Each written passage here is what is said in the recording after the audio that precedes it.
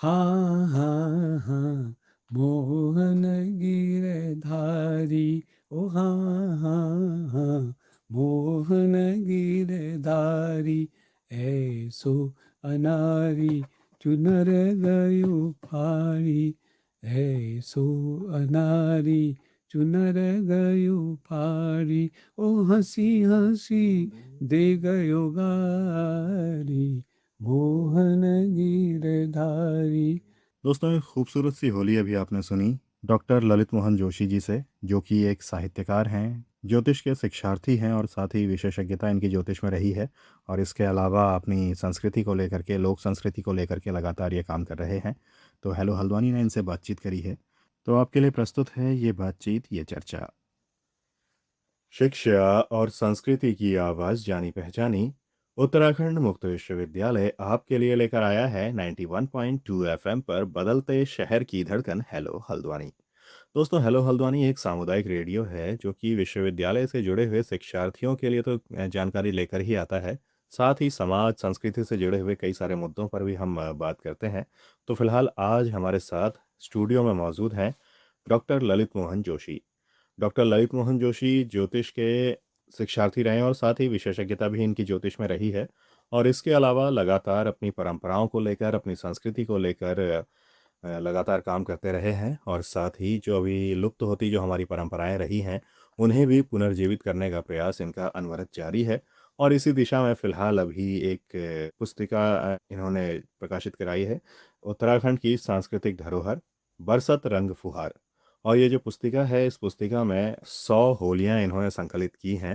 तो जो होलियों की जो संस्कृति हमारे समाज की रही है, तो उस संस्कृति की होलियों को इन्होंने इस पुस्तक में संकलित किया है। तो सबसे पहले डॉक्टर ललित मोहन जोशी जी, आपका बहुत बहुत स्वागत है हेलो हल्द्वानी के स्टूडियो में। धन्यवाद आपको, नमस्कार सब लोगों को। जैसे अभी आपकी ये जो पुस्तिका, ये 100 होलियां इसमें संकलित हैं, तो इन 100 होलियों को लेकर के जो पुस्तिका आप लेकर के आप आए हैं, तो इस पुस्तिका में क्या कुछ देखने को मिलेगा, या फिर क्या ज़रूरत पड़ी थी अभी इस पुस्तिका की हमारे समाज के लिए या फिर हमारी संस्कृति के लिए, क्या ख़ास इसमें है? अब मेरे अनुभव और जितना मैं समझ सकता हूँ, तो होलियों में एक प्रॉब्लम क्या थी कि कठिनाई जो होलियाँ हमारे पास थी, एक तो कहीं न कहीं वहाँ पर शब्दों में अपभ्रंश था। मैं एक होली का आपको बताता हूँ, शायद सब लोग ये गाते होंगे, सिद्धि को दाता विघ्न विनाशन, होली खेलें गिरजापति नंदन। तो उसमें एक लाइन थी, डमरू बजाए शंभु विभीषण। तो डमरू बजाए शंभु विभीषण शब्द इस्तेमाल हो रहा था जब गाते थे होलियाँ। तो होना क्या था उसमें कि विभूषण शब्द था, और विभूषण जिसका विचित्र आभूषण, वो शंकर भगवान डमरू बजा रहे। लेकिन अपभ्रंश के द्वारा पहले मोनोकम्पन जी की होती थी, और कहाँ से गलती स्टार्ट हुई, कई साल तो मैं देख रहा था, तो उसमें विभीषण शब्द इस्तेमाल हो गया, डमरू बजाए शंभ विभीषण। तो उसको मैंने अपभ्रंश को ठीक किया, और ऐसी ही कई होलियाँ थी, उन होलियों को समय लगाया, एक एक होलियों के पद को ठीक किया। अब जैसे एक होली थी, श्रवण सुनत कट जात पाप, जहाँ सीता राम खिले होली। और वहाँ गाने में उसका प्रयुक्त हो रहा था, श्रवण सुनत कट जात पात, वहाँ पर पाप की जगह पात हो रहा था। अर्थ तो ये था इसका कि जो कान से सुना हमने, श्रवण सुनत, हमने कानों से सुना, कट जात पाप, उसको सुनने से हमारे पाप कट जा रहे हैं। तो ऐसे अपभ्रंशों को मैंने कोशिश करी, इसमें समय भी लगा, 2-4 साल लगे, और फिर उसके बाद इस किताब का बाहर सभी लोगों के लिए उपयोग कराया। और एक विशेष बात ये थी कि जो होलियाँ थी, उनका मैंने देखा धीरे-धीरे, कुछ 10-12 साल जो अगर हम पीछे की मान लें, 20 साल मान लें, तो उनमें पद लुप्त होते जा रहे थे। पद लुप्त होने का कारण एक ही हो जाता है कि या हम ट्रेडिशनल होली गाने की परंपरा होती छूटेगी, तभी पद लुप्त हो जाते हैं। जिसके पास है, वो कुछ अपने अवस्था के बाद निकल गई, कहीं ट्रांसफ़र नहीं हुआ, किसी पर कलेक्शन नहीं हुआ, लोगों में रुचि नहीं रही, बच्चों में। तो एक उसको भी मैंने पदों को भी खोज करके उनको इस होली जो पुस्तक मैंने बरसत रंग फुहार नाम दिया है, और उसको मैंने जोड़ा है, ये जी। काव्य होली वो।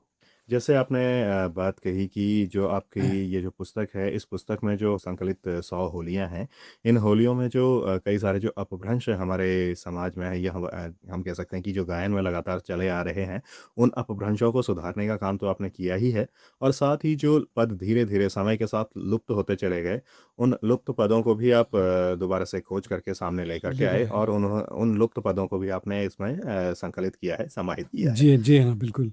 तो जैसे आपने ये कहा कि लुप्त पद जो रहे हैं, समय के साथ होते रहे हैं, तो ऐसे ही अगर देखा जाए तो संस्कृति रही है होली की पहले से ही कुमाऊँ की, या फिर यूँ कह सकते हैं कि उत्तराखंड की। तो उस संस्कृति को आपने बहुत लंबे अरसे से आपने देखा है, और संस्कृति में जो बदलाव आज के दौर में लगातार आते रहे हैं, उन बदलावों को भी आपने देखा है। तो क्या कुछ ख़ास बदलाव आपको देखने को मिले हैं, और किस दिशा में आप उन बदलावों को देखते हैं? मैं तो अगर कुमाऊँ का क्षेत्र कहूँ तो होली के लिए तो संपन्न है। अब पहले एक समय ऐसा था जबकि गोष्ठियाँ भी कम होती थी, या एक उमंग की उमंग जो बना रहता था, वो फिर जीवित हो रहा है, और उसका कारण भी रहा है कि जगह-जगह जैसे आयोजन होने लगे हैं, कॉम्पिटिशन होने लगे हैं होली गीत गायन का, तो अल्मोड़ा कहीं मंच ऐसे बन गए हैं। और इसमें सबसे अच्छी बात ये रही कि लोगों में जो ट्रेडिशनल होली का जो परंपरागत धुन कह सकते हैं, गायन शैली थी, वो लोगों ने अडॉप्ट की है। अब मैं आपको एक एग्जांपल बताऊं, जैसे रामला के गाने चाहे बच्चे भी या तो बचपन से सुनते आ रहे हैं, तो उनको ट्यूनिंग बताने की, उसके लय बताने की ज़रूरत नहीं पड़ती। तो कोई भी गाना वो करते, ऐसे ही होलियों में था कि हम अपने ट्रेडिशनली उसको लेते चले गए, और हम उसको करते रहे। वैसे मैंने कोशिश ये करी, कुछ सामाजिक माहौल ऐसा होता है कि होलियों को अपभ्रंश करने की भी कोशिश की थी, मतलब उसको अश्लील बनाने की भी कोशिश की गई थी। तो मैंने अपने इसमें लिखा भी है कि हमारा किसी साहित्य को बिगाड़ने का हक नहीं है। हम अगर है तो हम उसको अच्छा बनाएं। तो होता है होली में मजाक के दौरान उसको साहित्य में भी लिया था, तो मैंने उसको भी उसका विरोध किया। भाई आप अगर है, मान लो अगर कुछ करते हैं, ऐसा ऐसा नहीं करें कि हमारे साहित्य को, उसको श्लील साहित्य को अश्लील बना दें। तो हम पूरी कोशिश मैंने इसमें की है होली पुस्तक में। और मैं चाहता हूँ कि लोग इस पुस्तक को अपने पास एक धरोहर के रूप में रखें। हमारी उत्तराखंड की धरोहर है, और हमारे यहाँ तो होली परंपरागत रूप से पहले ही शुरू हो जाती है। जैसे अगर बैठकी होली कहें तो पौष माह के पहले इतवार से हमारे वहाँ शुरू हो जाती। फिर ये बसंत से शुरू आती, शिवरात्रि के बाद तो हमारे यहाँ होली की चहल पहल शुरू हो जाती गांव-गांव में।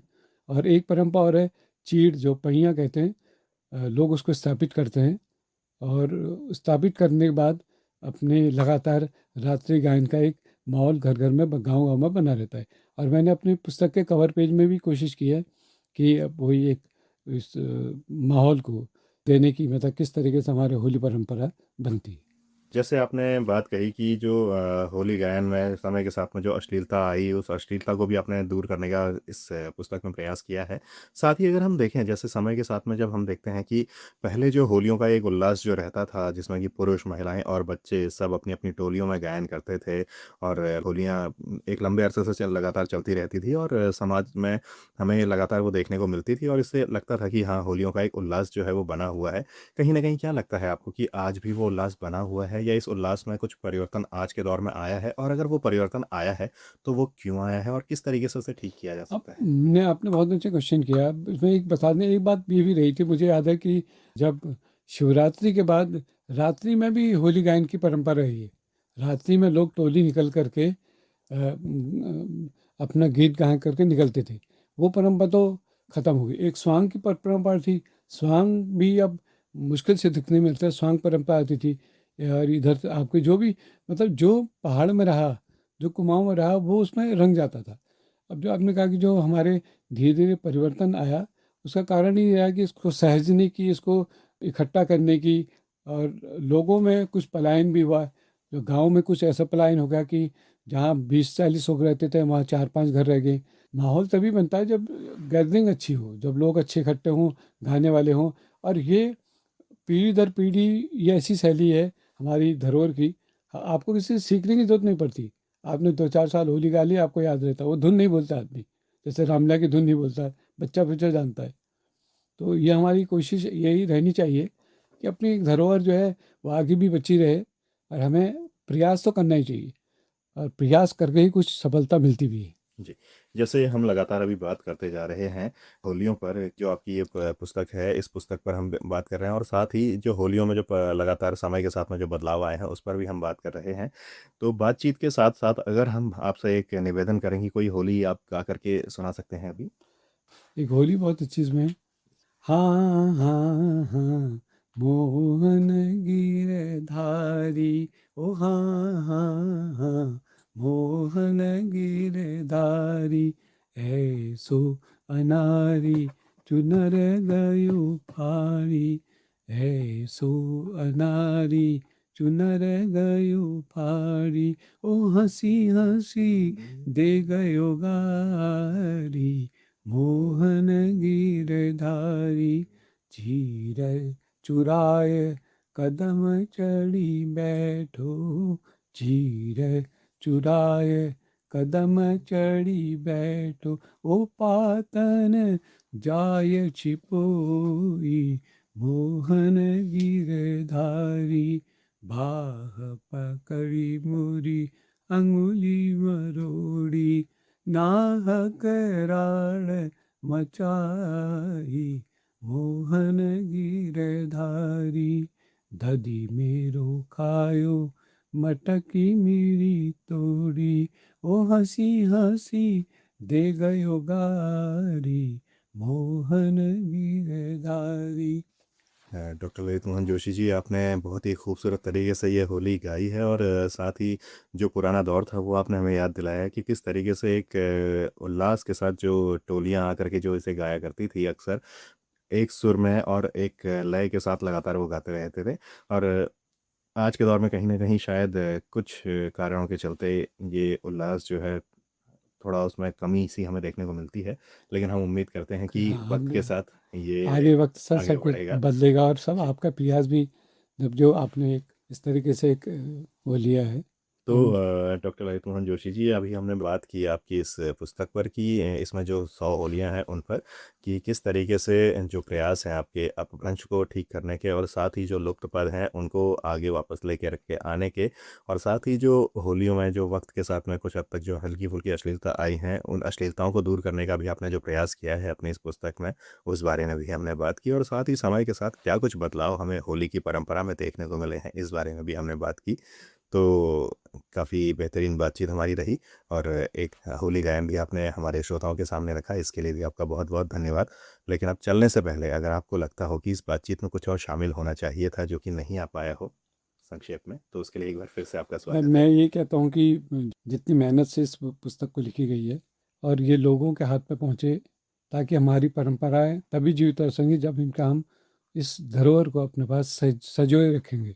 आपका भी धन्यवाद। और मैं यही कहूँगा कि होली के उस उमंग में और सारे रंग में, मतलब उत्तराखंड के संग सारी उमंग, ये होली जो शतक मैंने लिखा है उसको, उसके गीतों को गा करके एक माहौल बनाया जाए और एक शिष्टाचार तरीके से, जो हमारी परंपरा रही है, जो हमारी मित्रता रही है, परंपरा रही है, भाईचारा रही है, उसको भी हमने एक मेंटेन करना है। और यही मैंने किताब को भी अपने इष्ट देव गोलू देवता को समर्पित की है। और मैं सोचता हूँ सभी लोग इसका मनन चिंतन करके गाएंगे, और मैंने भी लिखा भी था कि आए होली आइए, आए होली के गीत गाएं। जी। धन्यवाद। तो डॉक्टर ललित मोहन जोशी जी, आपका एक बार फिर से बहुत-बहुत धन्यवाद। हमसे और हमारे श्रोताओं से ये सारी जानकारी साझा करने के लिए और आपके इस प्रयास के लिए भी बहुत-बहुत धन्यवाद, जो आपने इस पुस्तक के माध्यम से किया है। इसी के साथ दोस्तों, मैं अनिल भी चाहूँगा इस कार्यक्रम से इजाज़त, फिर आपसे मुलाकात होगी, तब तक के लिए नमस्कार।